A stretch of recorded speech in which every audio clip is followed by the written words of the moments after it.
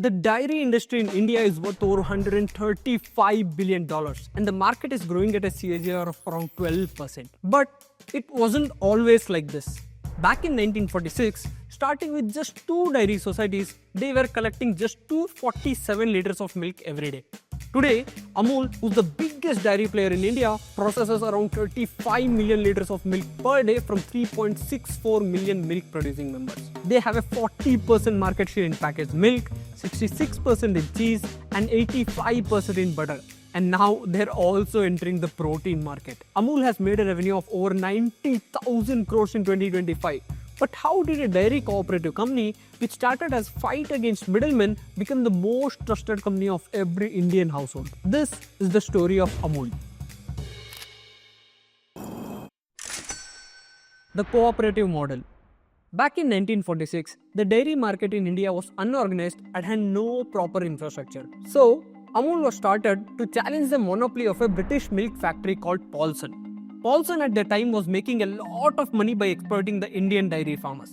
These Indian dairy farmers had to sell their milk to Paulson at a very cheap price. To solve this problem, Dr. Kurien, Patel and Dalaya started Anand Milk Union Limited or Amul.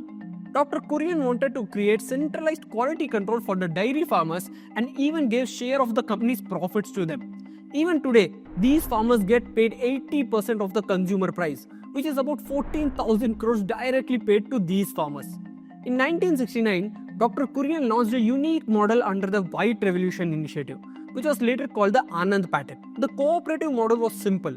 It had 3-layer structure. The first layer was the village level societies, where the milk was collected from all the dairy farmers in the village and tested for quality. Second was the district unions. Here the collected milk was processed and packaged for distribution. And third was the state federation, which was responsible for marketing and distribution networks all over the state. This model was so simple and effective that it was replicated across India and many cooperatives were formed over the years. At the same time, Dr. Verghese Kurien introduced the technology of spray drying and ultra-high temperature processing, which allowed Amul to create more products that could be stored and transported to other cities without refrigeration. Amul's supply chain is the greatest competitive advantage.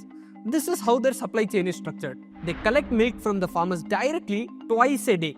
This milk is then transported to chilling centers where the milk is rapidly cooled to 4 degrees Celsius to maintain freshness. This milk is then transported in tanker trucks to processing facilities within 24 hours. The milk is then processed into different milk products like butter, curd, and ice cream. These products then reach regional distribution hubs. These products are then distributed through the 10 lakh retail outlets all across the country. Aggressive marketing and diversification. Amul was the first brand to understand moment marketing and its power to create word of mouth for any brand for cheap.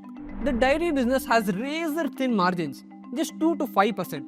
Amul realized that if they tried to advertise their brand with TV commercials or celebrity endorsement, then they would not have any profits left. So, Dr. Kurien came up with a brilliant strategy and the Amul girl was born. The Amul girl became India's most famous advertising character because this character commented on every big event like politics, Bollywood to cricket with humor and wit.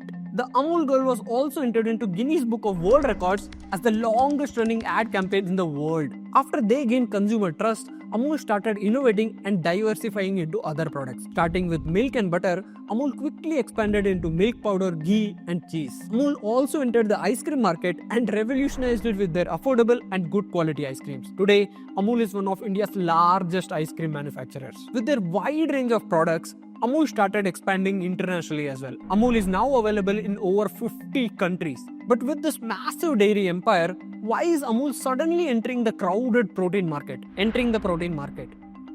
Whey protein is a byproduct of cheese and paneer making process. And India is the largest producer of milk in the world.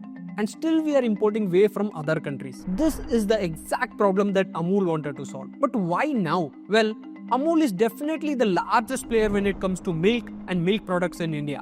And there's no question about that. But in any market, there's a total addressable market or TAM, which is basically the upper limit of that market. And when we look at the milk products market, Amul has already reached the maximum revenue they can earn by selling just milk products. Now, if Amul wants to increase the revenue, they have one option. and that is to diversify into other markets. Now, when Amul enters a new market, they can literally disrupt the market by offering the highest quality products at the cheapest prices. Today, if you look at any brand to buy the simplest whey protein, it costs about 4 rupees per gram of protein and can go all the way up to 6 rupees per gram of protein. But Amul is selling their whey protein at just 2.67 rupees. Amul's logic for choosing protein is pretty straightforward. Most of the current brands in the market today have to rely on third-party manufacturers like Tirupati Wellness or Madis Biotech for their whey protein. As a result, over 70% of the protein available in the market today are mislabeled and over 14% of them contain harmful toxins. If you look at their strategy, what's really fascinating is how Amul is targeting customers different than all their competitors. See, Amul doesn't just want to go after those young 20-year-olds like everyone else. They're also focusing on 30 to 50 age group. This segment represents a huge untapped market that other companies have completely ignored. Amul's approach is to make protein non-intimidating for Indian customers. That's why instead of selling protein in those big black ugly containers that most people think are drugs or steroids, they introduced smaller, more familiar protein options. They started with high protein buttermilk, then high protein lassi, then high protein milk, before finally entering the whey protein market. Their idea is brilliantly simple. Increase product retention and engagement by not forcing users to change their habits. Indians are very price conscious. They don't mind spending small amounts of money like 30 to 40 rupees every day on items like lassi, chas or milk instead of spending 2000 rupees at once for a box of whey protein. And they have done this smartly without disrupting existing habits. Since these customers are already using Amul's lassi or milk in their daily routines, Amul is slowly planning to take over the 16,000 crore protein market and also increasing the market size at the same time. If you like this video and learned something, hit the like button. And please subscribe to the channel for more such content. See you in the next one. Bye-bye.